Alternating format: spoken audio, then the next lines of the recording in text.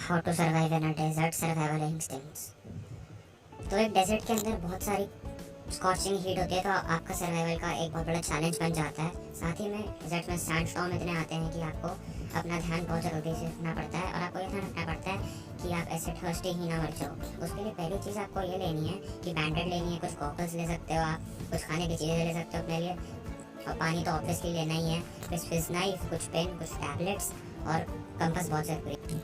अब आपको light colour clothes पहनने हैं ताकि वो हीट को रिफ्लेक्ट कर सके, जैसे मैडम ने पहना हुआ आप देख सकते हैं। और साथ ही में आपको बॉनफायर जलानी ताकि किसी को सिग्नल मिल जाए उस धुएं से जो उठता है। लेकिन ऐसे डांस वांस नहीं करना है, समझ रहे हो ना?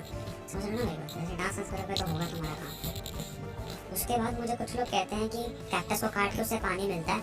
नहीं, ये सच नहीं है।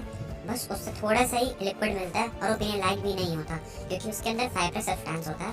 तो आप ट्राई मत ही करो, आप अपने आप को चोट पहुंचा दोगे। और ऐसी हरकतें तो बिल्कुल मत करना जैसे अंकल ने करी है, बहुत चोट लगेगी।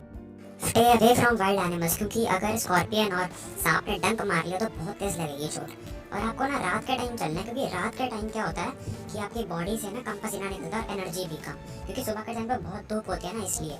और अपना यूरिन कभी मत पीना। बहुत लोग सोचते हैं पी लें, लेकिन बिल्कुल नहीं, क्योंकि यूरिन बहुत टॉक्सिसिटी भर देता है आपकी बॉडी में, अगर वो कॉन्सेंट्रेटेड हो तो और ज़्यादा।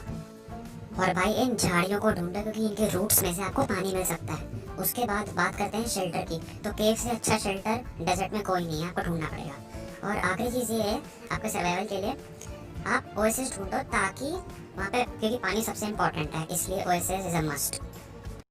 और ऐसे ही ऑसम कंटेंट के लिए लाइक और सब्सक्राइब कर देना। I love you all.